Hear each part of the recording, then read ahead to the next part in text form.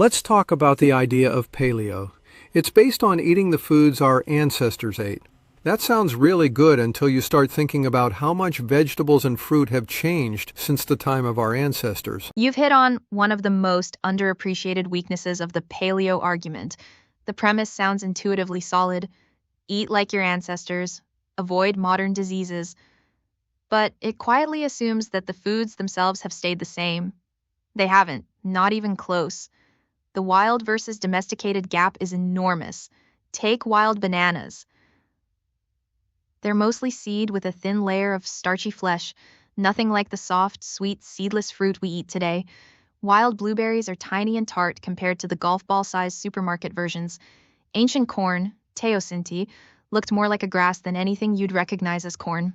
These weren't bred by accident. They were systematically selected over thousands of years, specifically to be sweeter, larger, and less bitter. Vegetables are just as transformed. Broccoli, cauliflower, Brussels sprouts, kale, and cabbage are all the same plant, Brassica oleracea, shaped by selective breeding into completely different forms. Wild carrots were thin, white, and bitter. Wild tomatoes were marble-sized. The produce aisle is essentially a museum of human agricultural engineering. The sugar content shift matters a lot for your podcast audience specifically. Modern fruit has been bred for sweetness, which means dramatically higher sugar content and lower fiber ratios than ancestral fruit. Someone eating paleo by loading up on modern fruit is consuming something with a very different metabolic profile than what a Paleolithic human would have found. There's also the seasonal availability argument. Your ancestors wouldn't have had continuous access to any fruit. It was a brief seasonal windfall, not a year-round staple. The modern paleo dieter can eat strawberries in January, which is a completely novel metabolic situation. The honest version of the paleo logic would have to include eat foods structurally similar to what ancestors ate, and that reframing significantly deflates the fruit and vegetable case while arguably strengthening the animal protein case. Good tension for an episode. The marketing of paleo is much cleaner than the actual science behind it. Okay, you said to go with the meat. Let's look at how much chickens have changed in just the last 100 years. That's a great counterpunch to my own argument. Chickens are actually one of the most dramatic examples of human-directed biological change in history, and it happened fast. The numbers are jarring. A broiler chicken in the 1950s took about 84 days to reach 2.5 pounds. Today's commercial broiler hits 6+ pounds in about 47 days. That's more than double the mass in nearly half the time. The genetics, feed, and breeding selection that produce this are completely unlike anything in nature. The body composition shift is significant. Modern broilers have been selected so aggressively for breast meat that many can barely walk. The muscle fiber composition is different. The fat distribution is different. And there's evidence the omega-6 to omega-3 ratio has shifted unfavorably compared to pasture-raised or wild birds. Wild junglefowl, the actual ancestor of domestic chickens, were lean, muscular, fast-moving birds eating insects, seeds, and whatever they scratched up. The meat profile would have been much closer to game bird than anything in a grocery store. Even heritage chickens are still domesticated breeds, just less aggressively modified. True ancestral chicken eating would look more like eating pheasant or grouse. So the paleo meat argument holds better for ruminants like bison or venison than it does for commercial chicken, which is arguably more transformed than a modern apple. You've essentially got a bioengineered protein delivery system dressed up in feathers. It quietly pulls the rug out from under the just eat meat like our ancestors shortcut. Okay, so you're saying that the fruit was bred for more sugar content, which is basically saying that fruit was bred to taste better. Is that the same for chickens? What do cookbooks say about this? Good catch on the asymmetry there. The driving forces were actually quite different, and that distinction matters. Fruit was bred for the consumer, sweetness, appearance, texture. The selection pressure was essentially, what do people want to eat? Sugar content went up because that's what drove sales and palatability. The end user's preference shaped the product. Chickens were bred for the producer. Growth rate, feed conversion efficiency, breast meat yield, and how many birds you could raise in a given space. The consumer's taste preference was almost secondary. Nobody was asking for faster growing chickens because they tasted better.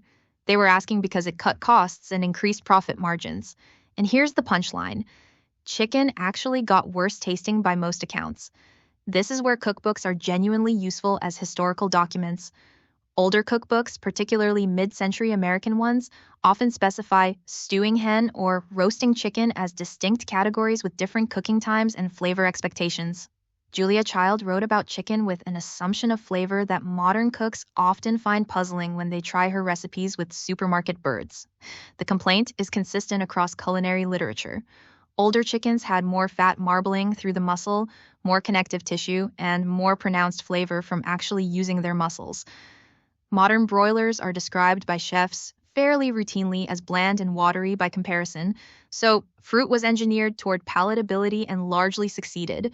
Chicken was engineered toward efficiency, and palatability was a casualty. Two very different selection pressures, two very different outcomes for the person eating them. Okay, this is sounding bad, but there's good players out there. Tell me about the tomatoes we find in the grocery store, why they are the way they are, and what they've lost to get there, and what happens when somebody tries to compensate for that, like in the case of the ace tomato. Feel free to add a better example if you have it. Great topic. Tomatoes are actually the poster child for this exact tension, and the story is pretty damning for industrial agriculture. What got bred out of grocery store tomatoes? The selection pressure was almost entirely about survival of the supply chain, not flavor. Tomatoes were bred for uniform ripening, firm flesh that resists bruising during shipping, thick skin, and a long shelf life. A tomato that could survive a truck ride from California to Ohio was more valuable commercially than one that tasted extraordinary. The flavor loss has a specific biological mechanism. Researchers at UC Davis identified that the genes selected for that uniform red color, eliminating the green shoulders that consumers found unappealing, also disabled a transcription factor that produces sugar and flavor compounds. The industry literally bred out flavor while chasing appearance. Cold storage makes it worse. Tomatoes stored below about 55 degrees Fahrenheit, which is standard refrigerated shipping, suffer cell damage that permanently destroys volatile flavor compounds. Once that happens, it's irreversible. The mealy, flavorless grocery tomato isn't just a breeding problem, it's also a handling problem stacked on top. The compensation attempt, ACE, and similar premium lines. The response from industry has been interesting. You see branded tomatoes, Campari, Kumato, various vine-ripened labels, essentially marketing their way back toward what tomatoes used to be by default. Some are genuinely better. Many are theater. The better example, though, might be the heirloom tomato market. That's a more honest compensation story. Growers essentially going backwards genetically, accepting all the fragility and short shelf life that industrial breeding eliminated, and finding a customer willing to pay significantly more for the result. Farmers markets built a significant portion of their identity around this single vegetable. The strawberry parallel is even sharper. The dominant commercial strawberry variety was selected almost entirely for firmness and shelf life. Flavor was so thoroughly abandoned that food scientists have documented that many people eating a fresh commercial strawberry actually get more strawberry flavor from strawberry-flavored candy because the artificial flavor was modeled on what strawberries used to taste like. That last point might be worth an episode on its own. So getting back to, is paleo even possible? Can paleo be achieved today the way that its premise indicates? And if not, what benefit does it have for people today? Honestly, no, not in the way the premise promises. The foundational claim is that you can eat like your Paleolithic ancestors and get the health benefits they presumably had. But we've spent this whole conversation establishing that the foods don't exist anymore. The wild plants were different, the animals were different, the seasonal availability was different. You can follow every paleo rule perfectly and still be eating a fundamentally modern diet with an ancestral costume on. The banana you're eating isn't their banana. The chicken isn't their chicken. Even the tomato in your salad is a commercial approximation of something that used to taste completely different and probably had a different nutritional profile to match. So in strict terms, no. Paleo as originally conceived is no longer achievable, but here's what's worth keeping. The elimination logic still works. Get rid of the processed food, the refined grains, the seed oils, the packaged convenience food, and you will feel better. Not because you're eating like a caveman, but because you stopped eating like a modern one. The heuristic still works. Would your great-great-grandmother recognize this as food is a useful filter even if it's not archaeologically precise. And the mindset shift still works. People doing paleo cook more, think more about what they're eating, and reconnect with whole foods in a way that has real measurable benefit. So, maybe the honest answer is, Paleo as a history lesson has holes, but Paleo as a direction of travel still points somewhere worth going. This was a Riffing with an AI episode. Unscripted, unverified, and intended to start a conversation, not end one. We'd love to hear where your thinking lands.